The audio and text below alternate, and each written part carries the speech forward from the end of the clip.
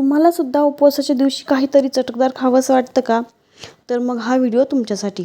आज आपण कुठलीही पूर्वतयारी न करता अगदी सहजपणे झटपट तयार होणारे उपवासाचे कटलेट कसे बनवायचे ते पाहणार आहोत. अगदी 10 ते 15 मिनिटात तयार होतात.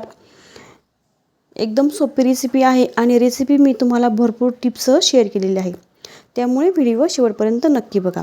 चला तर मग वेळ न घालवता लगेचच रेसिपीला सुरुवात करूया. सर्वात अगोदर आपल्याला साबुदाणा बारीक करून घ्यायचा मिक्सरवर. तर हा जो साबुदाणा जो आहे तो डायरेक्ट कच्चा न घेता थोडासा गरम करून घ्यायचा. गरम करून थंड करून घेतल्यानंतर तो थोडासा कुरकुरीत बनतो आणि मिक्सरवर बारीक ज्यावेळेस आपण करतो तर तो सहजपणे बारीक होतो. आणि हे जे साबुदाण्याचं पीठ आहे ना बारीक केलेलं, ते खूपच जास्त बारीक करायचं नाही आहे. आपला रवा असतो ना बारीक रवा, त्याप्रमाणे ठेवायचा आहे. जास्त बारीक करायचं नाही आहे. 1 वाटी साबुदाणा घेतला होता आपण, त्याचं पीठ देखील तेवढंच आहे. त्यामध्ये आपण आता बाकीचे साहित्य देखील त्याच वाटीने मोजून टाकायचं आहे. त्याच वाटीने मी अर्धी वाटी शेंगदाण्याचा जाडसर भरड आहे शेंगदाण्याची, ती टाकलेली आहे. जास्त जाड ठेवायचे नाही आहेत शेंगदाणे किंवा खूपच त्याची पावडर देखील करायची नाही आहे. भरड जी असते ना आपण जी पालेभाजीसाठी वापरतो त्याप्रमाणे करायची. आणि त्याच वाटीने मी उकडून किसून घेतलेला बटाटा टाकलेला आहे 1.5 वाटी. त्यामध्ये आपल्या आवडीप्रमाणे आपण तिखट टाकायचं. तर हिरवी मिरची मी बारीक करून घेतली होती. उपवासाला आपण लसूण खात नाही त्यामुळे फक्त हिरवी मिरचीच मी बारीक केली. 2 चमचे हिरवी मिरची मी टाकली. त्यानंतर चवीनुसार मीठ आणि 1 चमचा इथे मी साखर टाकणार आहे. तुम्ही तुमच्या आवडीनुसार यामध्ये मीठ टाकू शकता.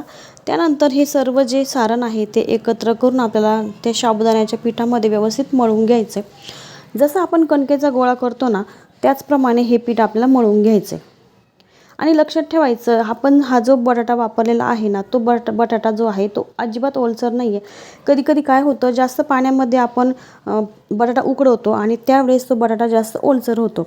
तसा ओलसर जर बटाटा तुम्ही इथे वापरला तर तो खूपच जास्त ओला होईल आणि साबुदाण्याचं जे प्रमाण आहे ते चुकणार आहे. त्यामुळे कमी पाण्यामध्ये उकडलेला बटाटा घ्यायचा आहे. व्यवस्थित थंड करून किसून घेतलेला आहे. एकदम कोरडा असा उकडलेला बटाटा. बघा असा मस्त गोळा करून घेतला आहे. मी आता थोडासा पाण्यामध्ये बुडवून हात ओला करून घेतलेला आहे आणि ओल्या हातानेच मी आता कटलेट बनवून घेते. तुम्हाला जो आकार हवा आहे गोल किंवा असं लांबट त्याप्रमाणे तुम्ही कटलेटचा आकार बनवू शकता. मला थोडेसे लांबट आकाराचे बनवायचे होते कारण थोडेसे वेगळा आकार दिसला ना तर मुलांना ते जास्त आवडतं आणि मुलं आवडीने खातात. त्यामुळे मी थोडासा लांबट कटलेटचा आकार इथे देत आहे. सर्व कटलेट मी याच पद्धतीने आता बनवून घेणार आहे. तुम्ही याला तूप लावू शकता हाताला किंवा शेंगदाण्याचं तेल देखील लावू शकता. मी फक्त पाण्यामध्ये थोडासा हात ओला करून घेतला आणि त्या ओल्या हातानेच सर्व कटलेट आता इथे बनवून घेत आहे. तर बघा सर्व कटलेट जे आहेत ते मी व्यवस्थित बनवून घेतलेले आहेत. आता लगेचच आपण ते तळायला घेऊयात. ज्यावेळेस आपण हे पीठ मळतो ना त्यावेळेस ते जास्त वेळ भिजवायला अजिबात ठेवायचं नाही आहे. ज्यावेळेस पीठ मळून होतं त्यावेळेस लगेचच कटलेट तयार करायला घ्यायचे. तेल व्यवस्थित गरम झालं होतं. आता गॅसची फ्लेम जी आहे ती फास्टच आहे आणि कटलेट तेलामध्ये सोडताना ते एकदम जवळजवळ चिटकून सोडायचे नाही आहेत. त्यामध्ये थोडासा गॅप ठेवायचा आणि खूप जास्त देखील कटलेट सोडायचे नाही आहेत तेलामध्ये. लिमिटेड सोडायचे जे की ते मोकळे राहतील खेळते राहतील. आणि 2 मिनटं फास्ट गॅस ठेवल्यानंतर 2 मिनटानंतर गॅसची फ्लेम जी आहे ती मीडियम करायची आणि त्यानंतर सर्व बाजूने आपल्याला कटलेट तळून घ्यायचे. कमी गॅसवर तळल्यामुळे ते आतमध्ये देखील व्यवस्थित तळले जातात. आणि बघा साबुदाणा वडा कधीकधी तळताना फुटतो तर हे कटलेट जे आहे ते अजिबात फुटत नाहीत किंवा त्यामधली हवा बाहेर येत नाही. जो आकार आपण त्या कटलेटचा दिला आहे ना तोच आकार त्यांचा राहतो. आणि त्यानंतर असा रंग आला की लगेच आपण गॅसची फ्लेम आणखी फास्ट करायची आणि आपल्याला आणखी थोडासा डार्क सोनेरी रंग त्याला येऊ द्यायचा आहे.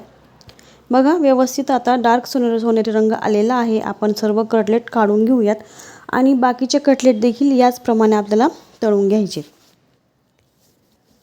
हे कटलेट देखील मी लांबच तेलामध्ये सोडलेत बघा. एकदम जवळजवळ अजिबात सोडायचे नाही.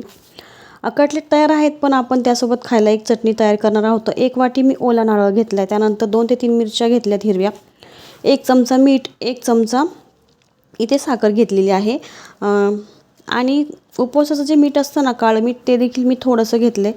त्यानंतर इथे मी शेंगदाण्याचा कूट टाकला. 3 चमचे शेंगदाण्याचा कूट घेतला. तुमच्याकडे जर शेंगदाणे असतील भाजलेले ते तुम्ही यामध्ये टाकू शकता. जेवढी आपल्याला पातळ हवी आहे त्यानुसार यामध्ये पाणी टाकून चटणी बारीक करून घ्यायची. मला थोडीशी पातळ हवी, मी आणखी थोडीशी पातळ करून घेणार आहे. आणि तुम्हाला जर उपवासाला जिरे चालत असतील तरच तुम्ही याला फोडणी द्या, पण माझ्याकडे उपवासाला जिरे चालतात त्यामुळे मी 2 चमचे तूप गरम करून घेतलेलं आहे आणि त्यामध्ये मी 1 चमचा जिरं टाकून त्याला आता या चटणीला फोडणी देणार आहे. तुम्ही खात नसाल जिरं तर नाही टाकलं तरी देखील चालेल. बघा आता चटणी देखील तयार आहे, कटलेट देखील तयार आहेत. बाहेरून एकदम कुरकुरीत आणि आतमधून एकदम सॉफ्ट असे उपवासाचे कटलेट आपण केलेले आहेत. आता 8 दिवसावर आपली आषाढी एकादशी आलेली आहे. त्यावेळेस देखील तुम्ही उपवासाच्या दिवशी सकाळी नाश्त्याला या पद्धतीचे कटलेट नक्की ट्राय करून बघू शकता. प्रत्येक वेळेस आपण 30-30 साबुदाण्याची खिचडी किंवा वरईचं भात खाऊन कंटाळा येतो. उपवासाच्या दिवशी काहीतरी चटकदार खावंसं वाटतं. त्यावेळेस असं काहीतरी केलं ना तर मुलं देखील आवडीने उपवास धरतात आणि आवडीने खातात देखील. त्यामुळे नक्की ट्राय करून बघा आणि नेहमीप्रमाणे व्हिडिओला लाईक करा, शेअर करा आणि चॅनलला देखील नक्की सबस्क्राईब करा.